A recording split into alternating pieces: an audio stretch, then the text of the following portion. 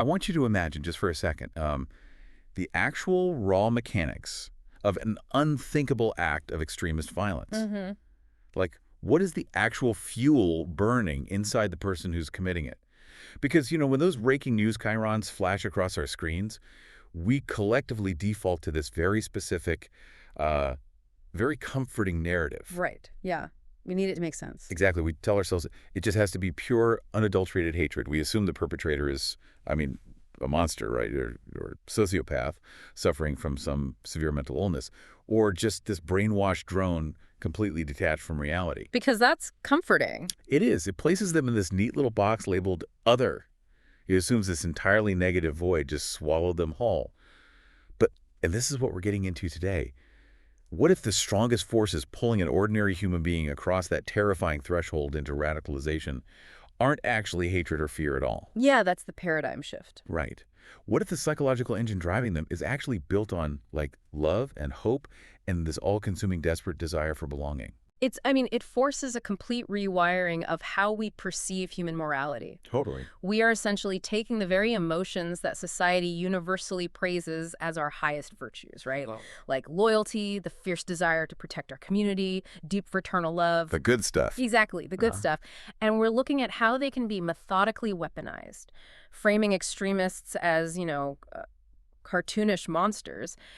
It's a defense mechanism. Yeah, it protects us. It protects us from confronting the really uncomfortable reality that the radicalization process often hijacks the most beautiful parts of the human psyche.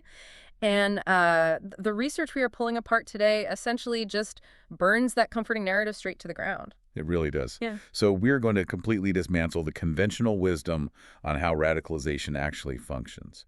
And for our deep dive today, our stack of sources is anchored by this truly groundbreaking 2025 PhD dissertation. Yeah, out of Osnabrück University. Right, by Heen Haken. And the text is called The Effective Architecture of Extremism. And we are also layering in some recent intelligence reports focusing on how extremist organizations are actively targeting specific cultural events like Pride. Mm-hmm. So the mission here for you listening is to map out exactly how physical environments, digital ecosystems, everyday artifacts, and even broader social structures are actively engineered by these groups. They're building these invisible architectures. Yes. Invisible architectures designed to manipulate human emotion, both the intoxicating highs and the crushing lows, just to pull ordinary people into violent ideologies. Oh. So, okay, let's unpack this. Let's do it. We're going to be connecting the dots between our internal neurobiology and the external spaces we navigate every single day. And I'm so glad you're here to help make sense of this, because the framework Heen Haken uses, it's dense. It is, yeah. It fundamentally alters the lens of behavioral science. To grasp the mechanics of what these groups are actually doing, we have to start with this concept from cognitive science. It's known as situated affectivity. Okay, situated affectivity. That sounds like something you need, 3 graduate seminars just to parse. I know, it sounds super academic. Break that down for me mechanically. What does that actually look like in everyday practice? Okay, so the traditional Cartesian way we view emotions are effects, right? Right. We usually think they're purely internal, isolated events. Like you experience sadness or joy or rage, and that entire biochemical and psychological process is just locked inside your skull. Like a closed loop. Exactly, a closed loop. Situated affectivity completely upends that. It argues that our emotional states are highly relational and fundamentally porous. Porous. Yeah, like they are actively scaffolded, maintained, and regulated by the external environment. Oh, wow. Okay. So the physical dimensions of the room you're sitting in right now, the specific interface of the app you're scrolling on your phone, the social norms of the people surrounding you, even the literal objects in your hands. They aren't just passive. No, they aren't just a backdrop. Huh. They are active participants in generating your emotional state. So my environment isn't just where my emotions happen. It's actually the co-author of those emotions. Yes. The environment is doing half the cognitive and emotional heavy lifting. You do not exist in a vacuum. Your affective state is continuously coupled to your surroundings. Okay, once you accept that premise, Yeah. the implications for extremism become incredibly dark. Very dark. Because if our emotions are fundamentally reliant on our environmental scaffolding, then whoever designs that environment Possesses the power to engineer your emotional reality. that is deeply unsettling. It is. Because if we apply that to the traditional model of radicalization, we usually only look at the negative emotional triggers, Right, right? right, the grievances. Yeah, we assume an individual seeks out a violent group because they're already boiling over with anger, or they feel profoundly humiliated, or they possess this visceral disgust toward an outgroup, whoever they perceive as the enemy. And focusing exclusively on grievance and negative affect is a fatal blind spot in counterterrorism. Hack's dissertation makes this incredibly compelling case that radicalization is a complex, multivariable process, Hmm. and it relies just as heavily, if not more so, on positive emotional reinforcement. See, that is wild to me. The idea that someone is feeling genuine joy or positive reinforcement while plotting something horrific, Yeah. it's just completely counterintuitive. But think about the psychological utility of utopian hope. Okay. Think about the intoxicating pride of finally belonging to this exclusive, tight-knit vanguard. Think about the dopamine rush of feeling immense, sudden power after a lifetime of feeling completely invisible. Wow. Yeah, I see that. But most critically, look at love. Love. The profound, transcendent love for a radical ideology and that deep sense of brotherhood or sisterhood among its adherents. Oh, I see. Extremist groups are masters of emotional alchemy. They don't just hand a new recruit a pamphlet on why they should hate a specific demographic. Right, that wouldn't work on its own. Exactly. They methodically pair that cultivated hatred with an overwhelming barrage of in-group love and devotion. I'm trying to picture this mechanically. It's almost like, okay, think about going to the gym. Okay, I like this. If I'm just sitting on my couch on a Tuesday night, the internal motivation to lift weights simply isn't there. The emotion is flat. I'm not feeling it. You're resting. Right. But if I force myself to walk into a gym, an environment that is explicitly designed with heavy iron, aggressive lighting, pulsating music, mirrors, and like 50 other people sweating and pushing themselves, that external environment forcibly alters my internal neurochemistry. Yes, exactly. The gym acts as my effective scaffold for motivation. So Hack is essentially arguing that extremist organizations are constructing psychological gyms. That is a brilliant way to put it. They are meticulously designing spaces that force the brain to pump out radical emotional responses. That physical analogy translates perfectly to the psychological space. The extremist environment provides the precise tools needed to regulate a recruit's affective life, moving them from isolation to full-blown radical mobilization. And we see the exact mechanics of this in the dissertation's case study, right? With Younes de la Fortrie. Yes, Younes. He operated under the name Michael. He was a Belgian national who ultimately became an ISIS fighter. His trajectory in the source text is fascinating because he really defies the standard psychological profile we tend to project onto foreign fighters. He really Like, he didn't grow up in a hyper-religious household steeped in Salafi jihadism. And he wasn't politically radicalized against Western foreign policy from a young age. No, not at all. His baseline trauma was entirely domestic and intimately personal. He grew up in Belgium with a violently abusive alcoholic mother. That's awful. Yeah, his formative years were defined by chaos, a profound lack of physical safety, and the complete absence of any familial structure. Just constant instability. Exactly. So when he reached adolescence, he began interacting with second-generation Moroccan immigrants in his neighborhood, and they introduced him to Islam. But the hook for him was not a sudden desire for geopolitical holy war. Right. It was the absolute non-negotiable prohibition of alcohol. The very substance that destroyed his childhood and caused his trauma. Yes. The theological rule acted as an emotional shield for him. It offered a rigid, predictable structure that protected him from the specific chaos of his past. That makes so much sense. And beyond the prohibition, he was deeply magnetized by the cohesive family units and the community support he witnessed within that specific demographic. He was looking for a family. De la Fortrie had a gaping, desperate psychological void, just a basic human need for safety, boundaries, and belonging. And the radical Salafi organization he eventually gravitated towards Sharia for Belgium, they stepped right into that void. Wow. They provided the robust, effective scaffolding that his biological family and really the broader Belgian society had completely failed to build for him. They gave him the exact psychological gym he needed to feel secure. And once he stepped inside that architecture, once he was absorbing that intense in-group love and validation, the price of admission was adopting the rest of the ideology. Exactly. Because once the effective bond is solidified, the ideological indoctrination becomes virtually frictionless. Frictionless. He felt such overwhelming pride and utopian hope in this new identity that he idealized the concept of the caliphate. He genuinely hoped that the rigid, secure structure he found would expand to encompass all of Brussels. It wasn't about destroying things for him initially. It was about building that safety. Right. That engineered emotional bond forged through safety and brotherhood, it was so powerful it eventually pulled him out of Belgium and into a Syrian war zone.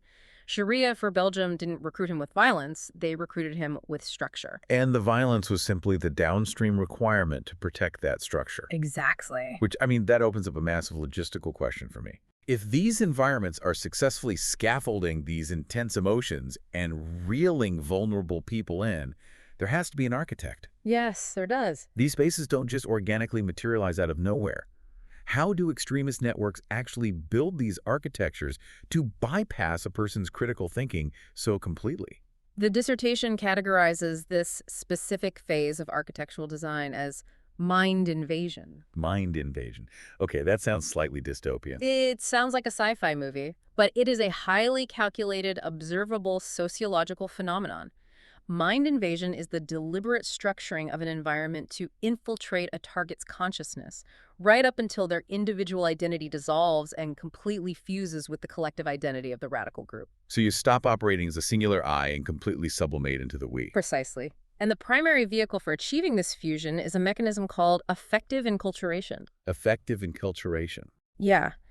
This is the systemic exposure of an individual to radical norms, aesthetic styles, and highly specific emotional regimes during periods of extreme developmental or psychological vulnerability. Like during childhood. Most notably during childhood, yes.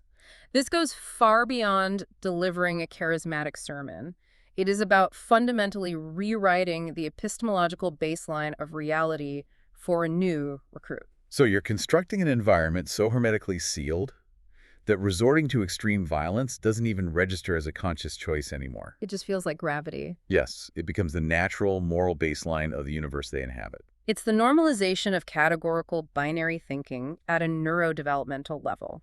Because when you control the early affective environment, you hardwire the use versus them dichotomy so deeply into the brain's pathways that you bypass the prefrontal cortex entirely. Bypassing the logic center. Exactly. The center for logical reasoning is bypassed. If you build the architecture correctly early on, you never have to convince that person to commit violence down the line. You've already calibrated their autonomic emotional responses. So that violence against a perceived outgroup just feels like an absolute righteous necessity for survival. Yes. And the source material provides an example of this that is deeply, deeply chilling in its mundanity. I know exactly what you're going to talk about, the textbooks. The textbooks. Hawk analyzes elementary Urdu language textbooks that were covertly distributed and utilized in specific low-income schools and madrasas across Pakistan between 2005 and 2010. It is so messed up. This is perhaps the purest distillation of effective scaffolding used for mind invasion that I've ever heard of. It really is. Consider the universal cognitive process of a child learning the alphabet. It is the foundational building block of human communication and reality comprehension. Right.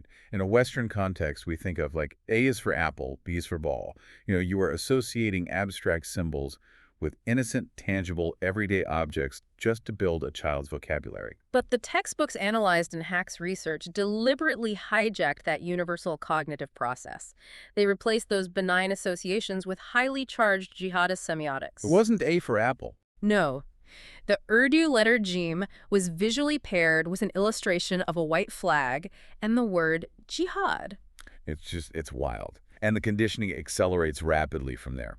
The letter Bay was illustrated with a Kalashnikov rifle and the word banduk, meaning gun. Yeah. The letter Te stood for takraw, which translates to impact or collision, and the illustration literally depicted an airplane crashing into the Twin Towers. We really have to pause and consider what this does to a developing brain. Right, we're talking about 5-year-olds. Yes. For a 5- or 6-year-old child who is just beginning to map out their understanding of the world, this is their absolute baseline. This isn't political commentary they're analyzing. These are the fundamental atomic units of their reality. It's their ABCs. The letter K stood for Khanjar, meaning dagger or knife, and the accompanying image was a blade actively dripping with blood. And it wasn't exclusively focused on kinetic violence either. It was heavily engineered toward rigid social control, right? Like patriarchal dominance. Yes, very much so. Because the letter He was for a job, showing a woman entirely obscured in black cloth. And then the letter Z stood for Zunub, meaning sin. And what was the visual for sin? It was a massive bonfire consuming a television set, a satellite dish, a board game, and a guitar. A guitar. This goes back to the concept of reality construction. This textbook is not merely teaching a child phonetic sounds, it is actively programming their neurochemical responses. Hmm. It is teaching them that a woman's visible face is a violation of the natural order that warrants punishment. It is teaching them that music, a guitar, is an existential threat that must be met with destructive fire. And teaching them that the mass casualty event of 9/11 is a foundational, celebrated concept embedded in their very language. The effective environment is sculpting their worldview so completely that enforcing the hijab or utilizing a Kalashnikov becomes the only legible way to exist and find meaning in the world. That raises a terrifying question about neuroplasticity, though. How so? Well, if a child's literal ABCs, the primary neural pathways they use to decode the universe, are built on burning guitars and commercial airliners hitting skyscrapers, Yeah.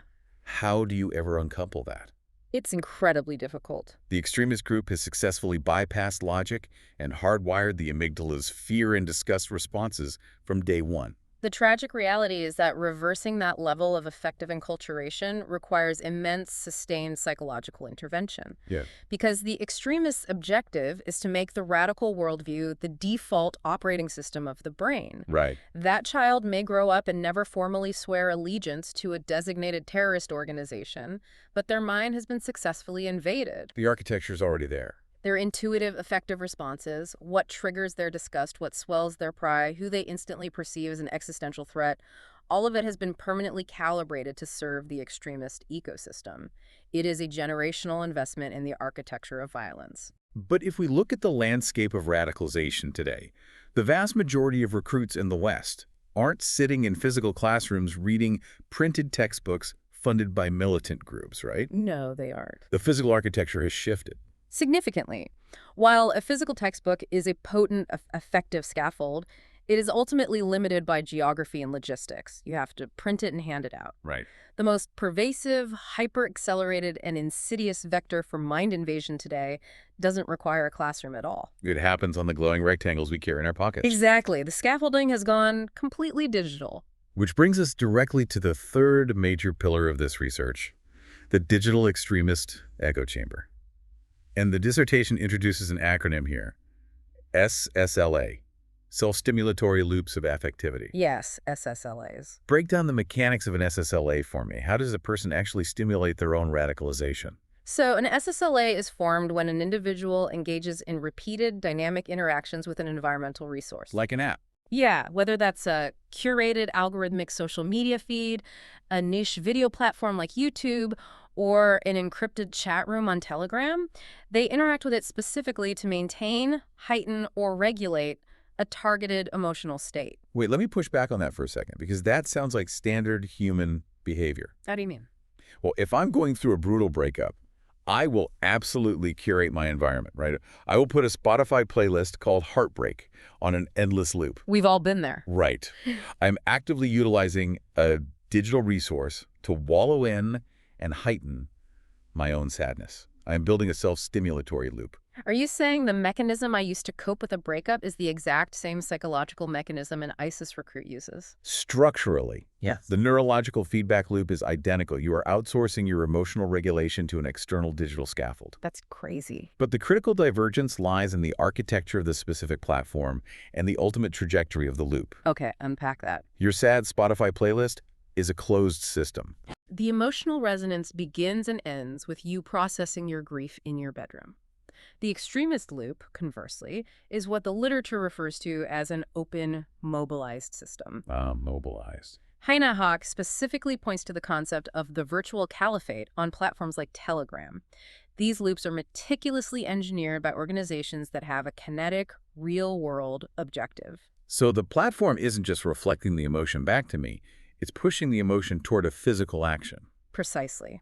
The progression is super insidious. Initially, the extremist group utilizes the media platform as a broadcast tool, but very quickly, the algorithm and the individual take over. They start doing the work for them. The target begins actively hunting for the material. They sever ties with offline friends, they block dissenting voices, and they hermetically seal their digital environment to endlessly feed their own loop of sacred passion, disgust, and outrage. Just marinating in it. ISIS explicitly instructs recruits to disconnect from mainstream media.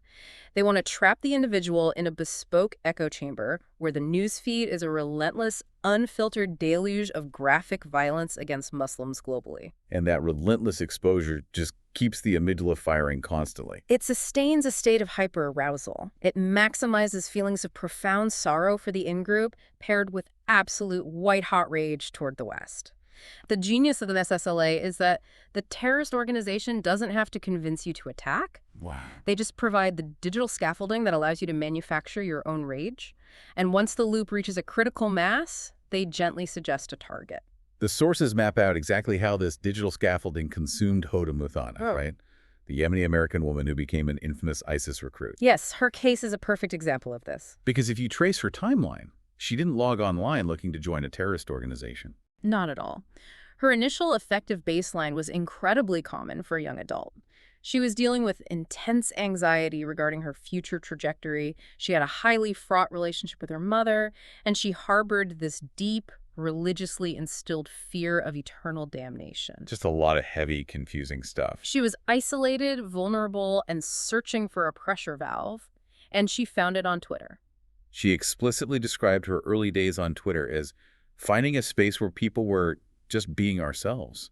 She was looking for a community that understood her specific cultural and religious friction. But this is where the algorithmic acceleration of the SSLA takes over. Social media architectures are fundamentally designed to maximize user dwell time. Right, keep you scrolling at all costs. The algorithm quickly learns that nuanced, moderate theology doesn't keep a user engaged, but highly emotive, outrage-inducing, or radical content does. So it fed her exactly what would trigger her. As Muthana sought out community, the algorithm began feeding her increasingly extreme perspectives, and online ISIS recruiters actively monitor these spaces. They are profiling users whose digital footprints signal isolation and vulnerability. They saw the data points. They stepped in to provide the profound validation and significance she was starved for offline. They hijacked her self-stimulatory loop. They validated her anxiety, redirected it into sacred passion for the caliphate, and eventually convinced her to physically travel to Syria. And the loop didn't stop there. No. Once inside ISIS, she weaponized her own Twitter account, trying to induce SSLAs and other Americans to trigger lone wolf attacks. Muthana's case highlights the pipeline from digital radicalization to physical mobilization in a war zone. But the truly terrifying evolution of the SSLA is that physical mobilization to a war zone is no longer required. Right, it can happen anywhere. The loop can terminate in violence right in a recruit's hometown. The deep dive profiles Roshanara Chowdhury. She was a British university student who executed a lone actor terror attack in London. Her descent into violence is staggering because of how solitary it was. Like, completely alone. It is the ultimate manifestation of a purely self-directed SSLA. Chowdhury stumbled upon the online sermons of Anwar al-Awlaki, the highly charismatic al-Qaeda propagandist, and she began actively curating her digital environment to exclusively feature his rhetoric. As her digital loop intensified, her physical reality shrank. She pulled away from everything else. She aggressively withdrew from her university peers, cognitively categorizing them as unbelievers just to justify her isolation. She built an impenetrable wall between herself and reality. She spent hours researching members of parliament who had voted in favor of the Iraq War. Yes. She ultimately scheduled an appointment with MP Stephen Timms and stabbed him twice in the abdomen during a constituency surgery. And here's the paradigm-shifting detail for law enforcement. Roshanara Chowdhury had zero direct contact with al-Qaeda operatives. Not at all. Zero. No one gave her an order. She didn't attend a training camp. Her entire radicalization pathway, the ideological justification, the emotional arousal, the target selection, and the tactical resolve, it was entirely self-generated. Through her own screens. Through the digital scaffolds she erected around herself via YouTube and radical forums, the extremist ecosystem merely provided the raw materials. She constructed the bomb within her own consciousness. It's so unsettling. And we've been discussing social media platforms like Twitter and YouTube, but the Pride and Extremism report we fed into this deep dive reveals that the front line of this digital architecture is shifting dramatically toward much younger demographics. Yes, It is. Jihadist networks, alongside various neo-fascist groups, recognize that long-form theological PDFs and hour-long sermons are ineffective for Gen Z and Gen Alpha. They aren't going to sit through that. No. They are pivoting toward visually arresting, high-stimulation propaganda, and they're aggressively embedding themselves in online gaming ecosystem. Like Roblox. Roblox, Minecraft, and adjacent communication platforms like Discord. They are literally gamifying the SSLA. They are exploiting the inherent dopaminergic loops of video games. They create custom servers and interactive, fast-paced echo chambers where extreme violence against outgroups is rendered as a literal game mechanic. So a kid is just playing a game. A 14-year-old child can be systematically desensitized to violence and fully enculturated into an extremist worldview while sitting on their family room couch. Wow. The digital environment is so meticulously engineered that physical contact with a recruiter is entirely obsolete. Okay, I want to pivot slightly here. We've spent this time thoroughly deconstructing Islamic extremism, which might lead someone listening to assume that this specific effective architecture, these SSLAs, the mind invasion, requires a religious theological foundation to function. Right, that's a common misconception. But the research is emphatic that these psychological mechanics are completely ideology agnostic. Can this exact same scaffolding be built around a purely racial or political identity? Absolutely. The structural mechanics of manipulating human emotion are universal. The dissertation explicitly broadens its scope to analyze right-wing white supremacist extremism. Okay. It does this to demonstrate how these identical architectures operate on the other side of the ideological spectrum. And, to be unequivocally clear to the listeners, our objective here is not to validate any ideological premise whatsoever. Right. We are just looking at the machinery. We are clinically dissecting the psychological machinery these groups employ to manufacture violence. Nothing more. Understood. So when we examine white supremacist extremism through this framework, the text introduces the concepts of restorative nostalgia and sacred passion. Yes, these are huge drivers. The driver isn't strictly an unhinged hatred of minorities, though obviously that is the end result. Right. The emotional engine is deeply reliant on a twisted, highly romanticized positive emotion, an agonizing longing to restore society to a mythical, pure golden age that never actually existed. It is the absolute weaponization of grief and nostalgia. The extremist doesn't view themselves as an aggressor or a villain. Within their meticulously curated SSLA, they experience a profound, passionate devotion to their racial or cultural identity. They see themselves as the good guys. Exactly. Consequently, they frame their impending violence not as an act of senseless malice, but as an agonizing necessity. It becomes an act of heroic, existential defense. They are a soldier protecting their people from demographic replacement or cultural annihilation. How does that internal romanticism translate into physical architecture, though? Like, how does a white supremacist build an effective scaffold to sustain that delusion in the real world?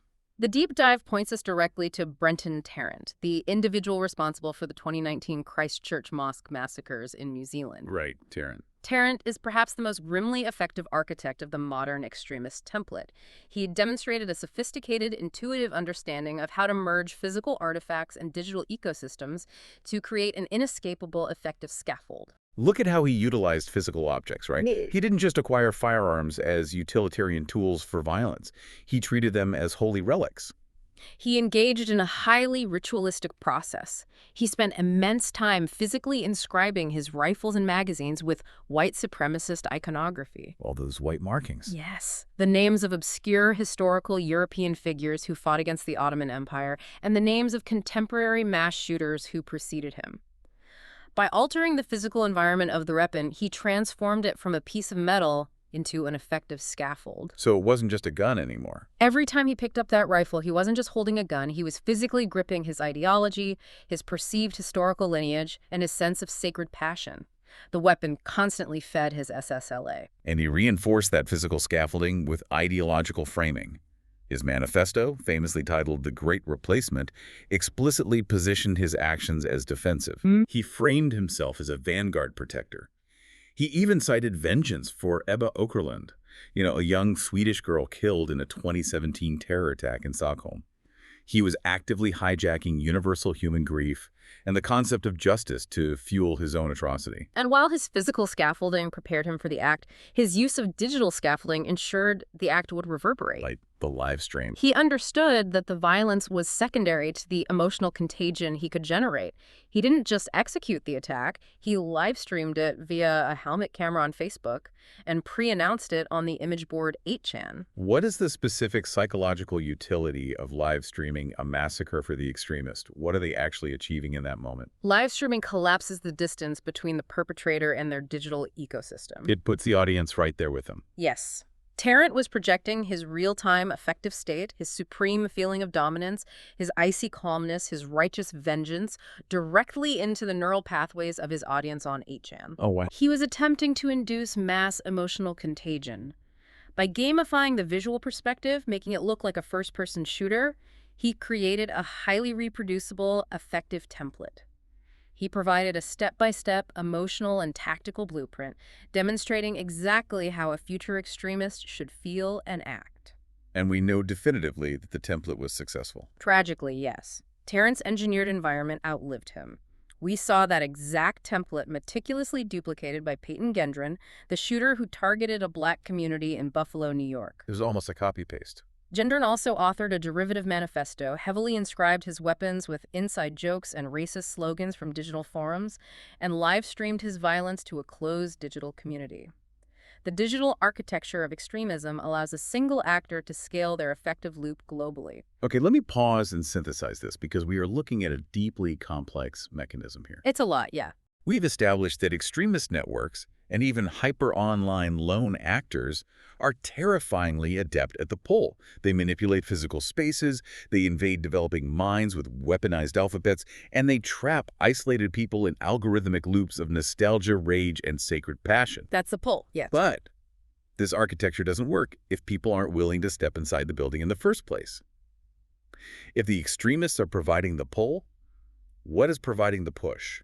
Why are so many individuals hovering on the precipice desperate enough to accept these radical scaffolds? That is the critical missing half of the equation. Right.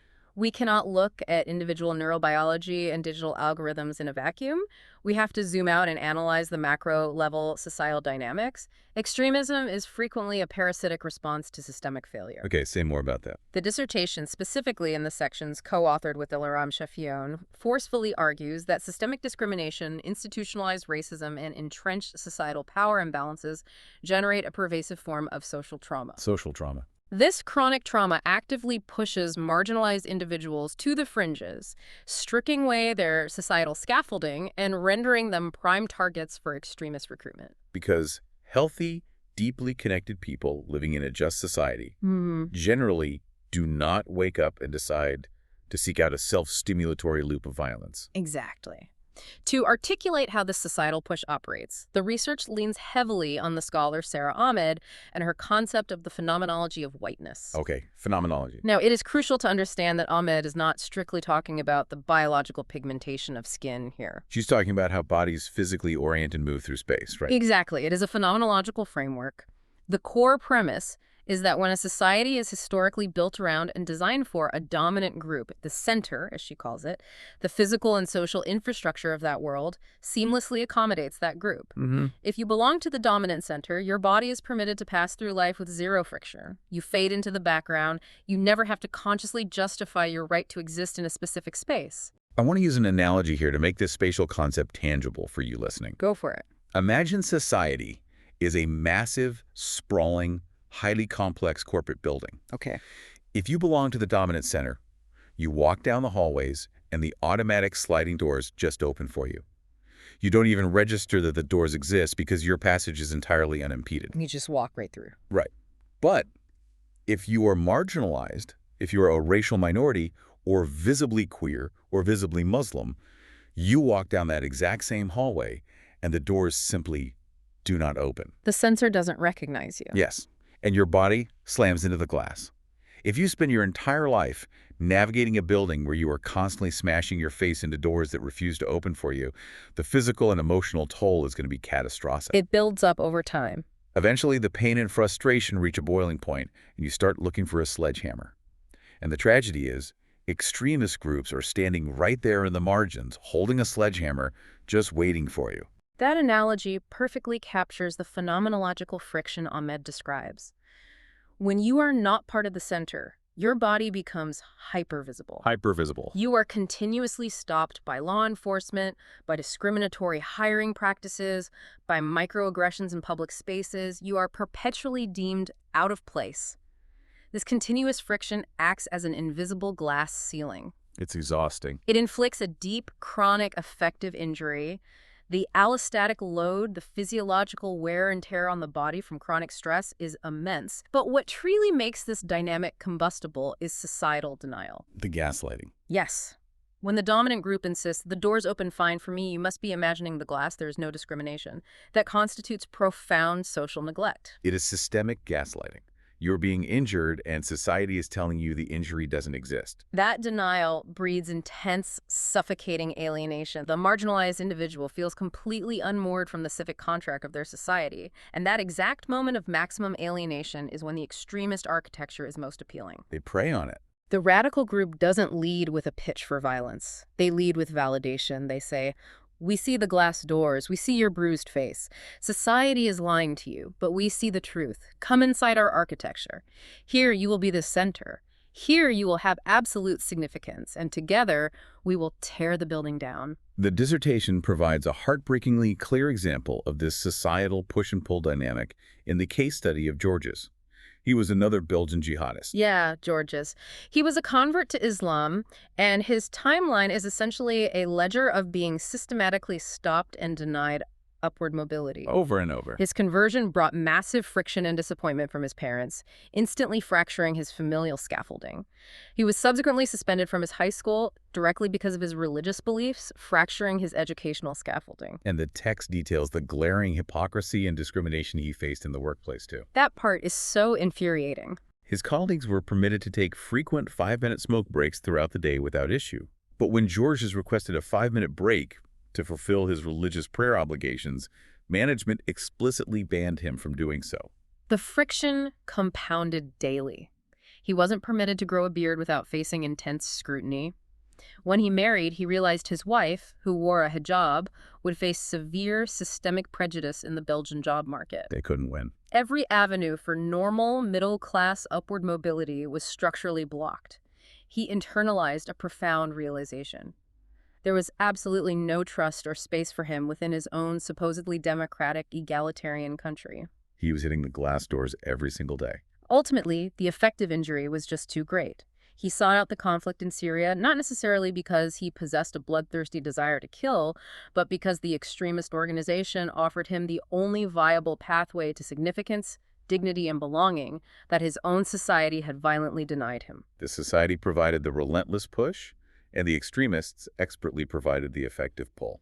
And we see this exact dynamic of leveraging societal wedge issues to build radical scaffolding in the Pride and Extremism report as well. Oh, absolutely. Marginalized identities don't just suffer from systemic friction, they actively become the focal point, the targeted outgroup for engineered extremist hate. It's a crucial intersection of these theories. Jihadist networks like IS and ISKP, alongside right-wing extremists, hyperfixate on LGBTQ+ individuals and gender equality initiatives.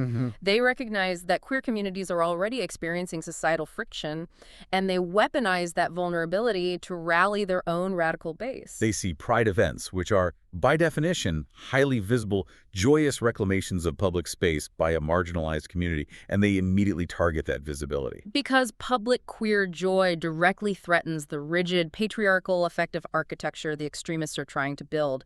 They explicitly frame pride parades as the ultimate symbol of Western decadence, moral decay, and structural collapse. They use it as a recruitment tool. They aren't just critiquing an event, they are exploiting existing societal fault lines.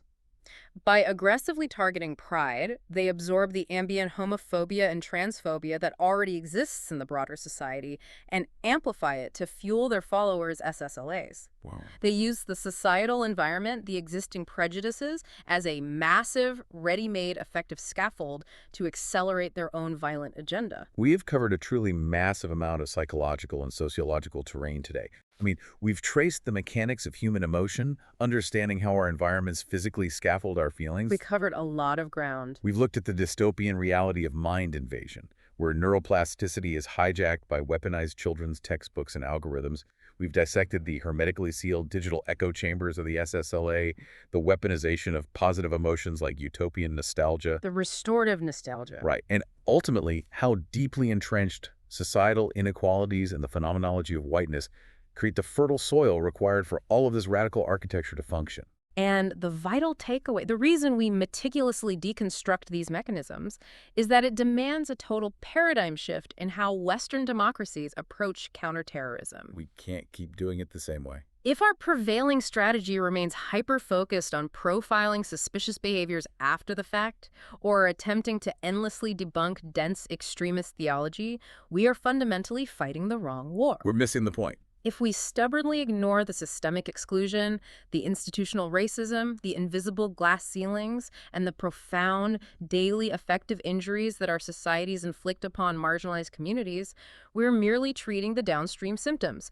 We are willfully ignoring the disease. Yeah. As long as our societal environment continues to relentlessly push individuals to the margins, the effective architecture of extremism will never suffer a shortage of willing inhabitants. We can't just keep arresting the people standing inside the building. Yeah. We have to fundamentally dismantle the architecture of the building itself. Sad. I want to leave you with a final provocative axiom to internalize after this deep dive.